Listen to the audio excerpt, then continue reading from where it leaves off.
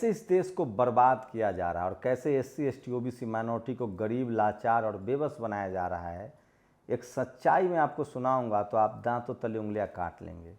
इस वीडियो में आपको सनसनीखेज नहीं मिलेगा, मिर्च मसाला नहीं मिलेगा, लेकिन इस वीडियो से साबित हो जाएगा कि आखिर आरएसएस चाहता क्या है। प्रधानमंत्री नरेंद्र मोदी आरएसएस के मुखौटा हैं, ठीक उसी तरह से जैसे केशव प्रसाद मौर्य हो या फिर अभी नया मुख्यमंत्री बनने जो वाले हैं एकनाथ शिंदे हो, चाहे उसी तरह से मुखौटा 27 ओबीसी के मंत्री हों जिसमें धर्मेंद्र प्रधान भी शामिल है। मुखौटा राष्ट्रपति हों, जज तो हमारे हैं नहीं, पत्रकार हमारे हैं नहीं। ये कहानी आपको झकझोर देगी, ये कहानी आपको तोड़ के रख देगी। ये कहानी इस देश के 50 से 55% आदिवासी ओबीसी की है। ये कहानी दिल्ली विश्वविद्यालय के असिस्टेंट प्रोफेसर दीपक भास्कर ने लिखा है। आज दुखी हूँ, कॉलेज में काम खत्म होने के बाद भी स्टाफ रूम में बैठा रहा, कदम नहीं उठ रहे हैं। 2 बच्चों ने आज ही एडमिशन लिया था और जब उन्होंने फीस लगभग 1,60,000 सुना और हॉस्टल की फीस लगभग 1,20,000 सुनकर एडमिशन कैंसिल कराने को कहा। पिता ने लगभग पैर पकड़ते हुए कहा कि सर मजदूर हैं राजस्थान से, हमने सोचा कि सरकारी कॉलेज है तो फीस कम होगी, हॉस्टल की सुविधा होगी, सस्ते में, इसलिए आ गए थे। मैंने रोकने की कोशिश भी की लेकिन अंत में एडमिशन कैंसिल ही करा लिया। बैठकर ये सोच रहा था कि एक तरफ जहां लोग सस्ती शिक्षा चाह रहे हैं, वहीं दूसरी तरफ सरकार कह रही कि 30% खुद जनरेट कीजिए। ऑटोनॉमी के नाम पर निजीकरण हो रहा है। सोचिए, दिल्ली विश्वविद्यालय के चारों तरफ प्राइवेट यूनिवर्सिटी का जाल बिछ रहा है। जो लोग 15,000 की फीस नहीं दे पा रहे, वो लाखों की फीस प्राइवेट यूनिवर्सिटी को कहाँ से देंगे। लगभग ऐसे कई बच्चे ड्यू के तमाम कॉलेजों में एडमिशन कैंसिल कराते होंगे। इन 2 बच्चों में एक बच्चा हिंदू और दूसरा मुसलमान था, दोनों ओबीसी था। ये उस देश में हो रहा है जहाँ के प्रधानमंत्री खुद को ओबीसी क्लेम कर रहे हैं। ये उस देश में हो रहा है जिसके प्रधानमंत्री स्वयं चाय बेचने की बात करते हैं। अरे भाई, आप गरीब हैं तो इनके लिए कुछ कर देते। कॉलेज में कई नई तरह की स्कॉलरशिप तो है, लेकिन फीस भरने के लिए काफ़ी नहीं, हॉस्टल फीस भरने लायक तो कतई नहीं। पीजी में रेंट पर रहना हो तो अच्छी आर्थिक वाले लोग भी बस का नहीं है। पीजी में जो किराया लेकर शिक्षक एक कॉपर्स फंड बनाने की बात कर रहे हैं ताकि ऐसे बच्चों की मदद की जा सके, लेकिन इसमें 1-2 लोगों की मदद तो हो सकती है, लेकिन सर्व कल्याण तो सरकार की नीतियों से ही होगा। लेकिन सरकार ने खुद को बचा रहना है, बाकी मंत्रालय को उनको बचाए रखना है, तो गरीब मजदूर क्या करे। लेकिन मैं दुखी हूँ, कॉलेज का 95% का कट ऑफ और बच्चे के पास 95% नंबर है, लेकिन उसके बाद भी गरीब बच्चे क्या करेंगे। गांव गोद लिए जा रहे हैं, लोग गरीब हुए जा रहे हैं। बेटी पढ़ाओ बढ़ाओ का नारा कितना फेक लगता है। गर्ल्स कॉलेज बेटियों को शिक्षा देने के लिए बना ही नहीं था, लेकिन आज एक गरीब की बेटी उसी से महरूम हो गई। विश्वविद्यालय अपनी यूनिवर्सिटी होने का चरित्र खो रही है, बाकी फर्स्ट कट ऑफ का एडमिशन खत्म हो गया है। दूसरे और तमाम कट ऑफ में भी शायद ऐसे कितने बच्चे आएंगे और वापस चले जाएंगे। ये सालों से हो रहा होगा, लेकिन जब भारत बदल रहा था तो शायद ये भी बदल जाता। बाकी अब कुछ नहीं, शिक्षा मंत्रालय रोज एक नया फरमान ला रहा है। उस पिता ने कहा था कि सुना था कि जेएनयू की फीस कम है, इसलिए सोचा था कि यहाँ भी कम होगी। आप समझे जेएनयू को क्यों खत्म किया जा रहा है? सत्यमेव जयते। सोचिए, ये तो एक वानगी भर है। इसके बाद मैं एक और खबर आपको बताऊंगा पढ़ के, उसके बाद मैं अपना ओपिनियन भी दूंगा आपको कि किस तरह से इस देश को लगातार बर्बाद करने की कोशिश हो रही है। और प्रधानमंत्री नरेंद्र मोदी जो खुद को ओबीसी क्लेम करते हैं, जो ओबीसी मुख्यमंत्री बनाते हैं, ओबीसी के 27 मिनिस्टर्स की बात करते हैं। अब ये चारडी का मिनिस्टर भी ओबीसी है। मैं इसीलिए कह रहा हूँ कि ये सब कुछ आरएसएस के इशारे पर शेड्यूल कास्ट का राष्ट्रपति बना के शेड्यूल कास्ट के हक अधिकार छीने जा रहे हैं। अब आदिवासियों को राष्ट्रपति बनाकर आदिवासियों के जल जंगल पर कब्जा किया जाएगा। ओबीसी के 27 मंत्री बना करके इसी तरह से ओबीसी के हक अधिकार को छीना जा रहा है। तो ये सब कुछ प्लानिंग के तहत हो रहा है। अब महाराष्ट्र में मराठों का अधिकार छीना जाएगा, मुख्यमंत्री मराठों को बना दिया गया है। तो ये सब कुछ चलता रहेगा और ये सब कुछ महीन, इसी को महीन जातिवाद कहते हैं।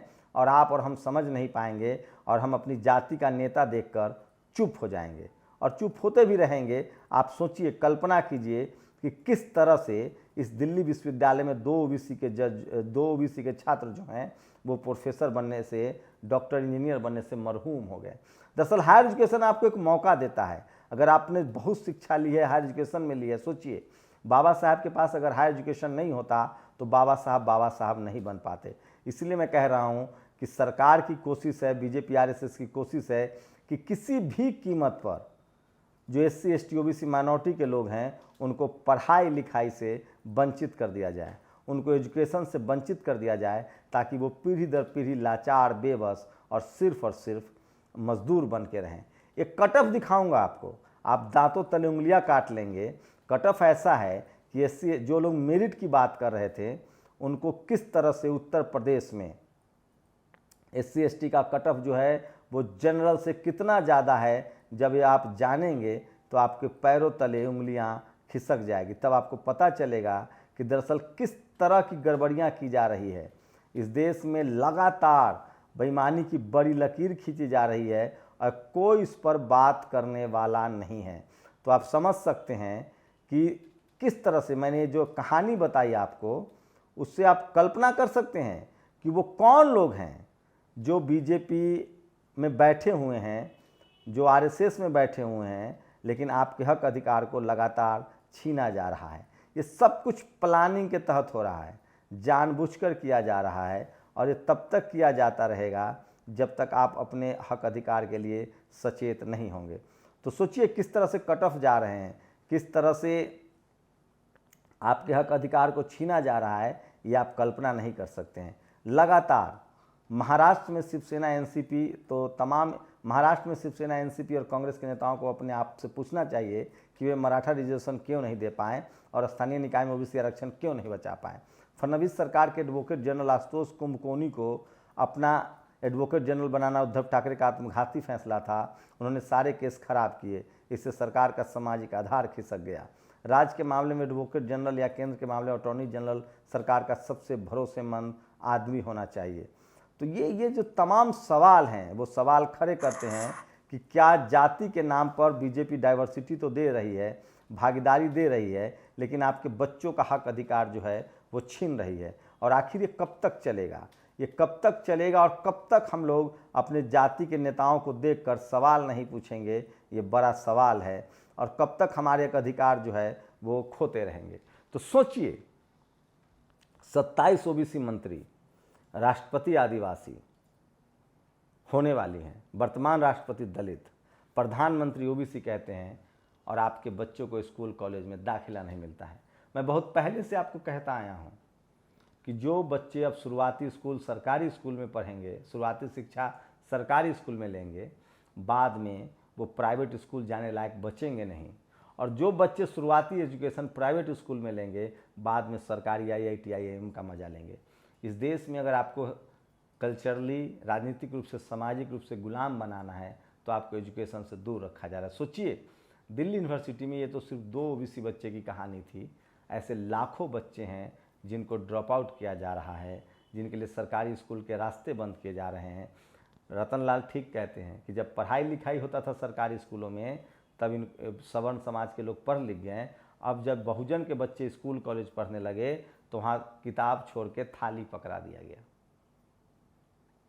सरकारी स्कूल, सरकारी अस्पताल, सरकारी स्कूल, सरकारी कॉलेज, यूनिवर्सिटी, सब कुछ, सरकारी कंपनियां, सब कुछ जानबूझकर बेचे जा रहे हैं ताकि आरक्षण न लागू हो, डाइवर्सिटी न हो। और यही आरएसएस की प्लानिंग है, और इसी को मैं मनुवाद, जातिवाद और ब्राह्मणवाद कहता हूँ।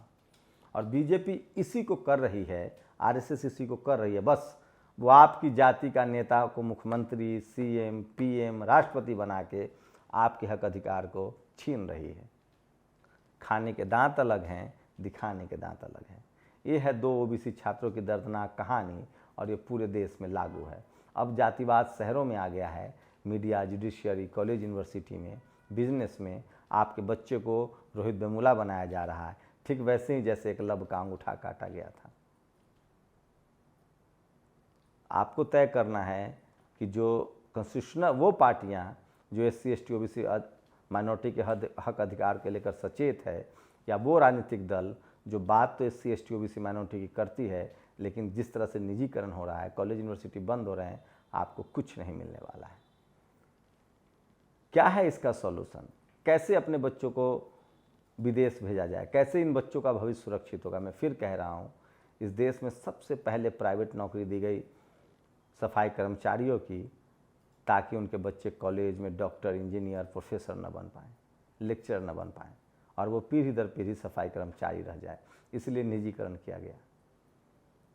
एक बड़े लक्ष्य की तरफ आरएसएस बढ़ रही है और वो इसलिए निजीकरण कर रही है। सरकारी कंपनियों को बेचा जा रहा है, सरकारी संस्थाएं बंद हो रही है, ताकि बहुजन जो तेज़ी से पढ़ लिख रहे थे उनके हक अधिकार छीन लिए जाएं। शुक्रिया बीपी सिंह, शुक्रिया अर्जुन सिंह, आपने मंडल कमीशन को लागू किया। शुक्रिया अर्जुन सिंह, आपने SC ST OBC को कॉलेज, OBC को कम से कम कॉलेज में आरक्षण दिया। शुक्रिया बाबा साहब, शुक्रिया साहू जी महाराज, आपकी वजह से हम बोल पा रहे हैं। लेकिन मुझे नहीं लगता हम लोग कब तक बोल पाएंगे। आपके जाति के नेता को खड़ा करके आपके हक अधिकार छीने जा रहे हैं। आप लोग अपनी प्रतिक्रिया जोड़ दीजिए। शुक्रिया। नेशनल दस्तक की आपसे गुजारिश है कि अगर इसको बचाना चाहते हैं तो नेशनल दस्तक को सब्सक्राइब करने के लिए रेड कलर के सब्सक्राइब बटन को दबाएं, फिर बेल आइकन की घंटी दबाएं। नेशनल दस्तक को बचाने के लिए बहुत जरूरी है कि हर खबर को शेयर करें, लाइक करें, कमेंट जरूर करें।